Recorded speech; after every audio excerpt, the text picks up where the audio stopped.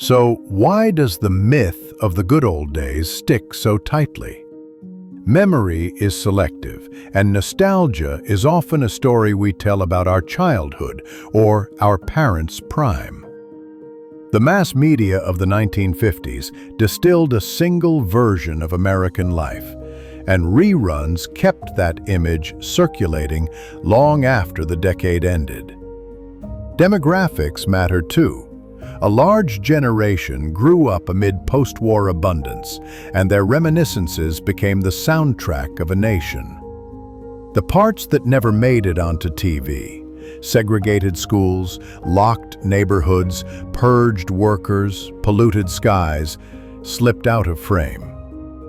If the question is whether the 1950s were great, the honest answer is complicated. They were great for many white, male, straight, able-bodied Americans in the right zip codes, anchored by policies that opened doors for them and often closed doors for others. They were not great for those barred from new neighborhoods, schools, and jobs, or for those whose identities made them targets.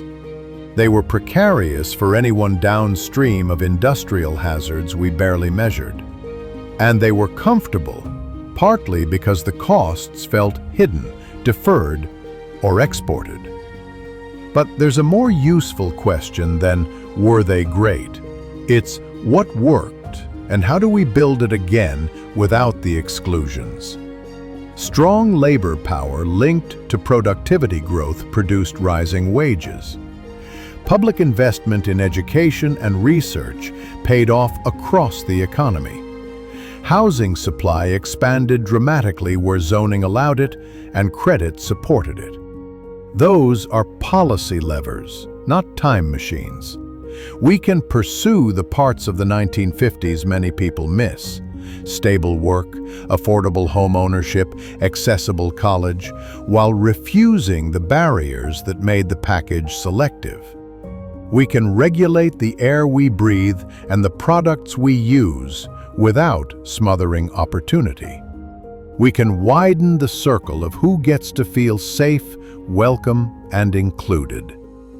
The myth of the good old days is powerful because it promises that there was once a perfect script. History is better than that. It doesn't give us a script, it gives us a library of choices and outcomes. If you want to be a cool cat and not a square, check out the full documentary in the description below.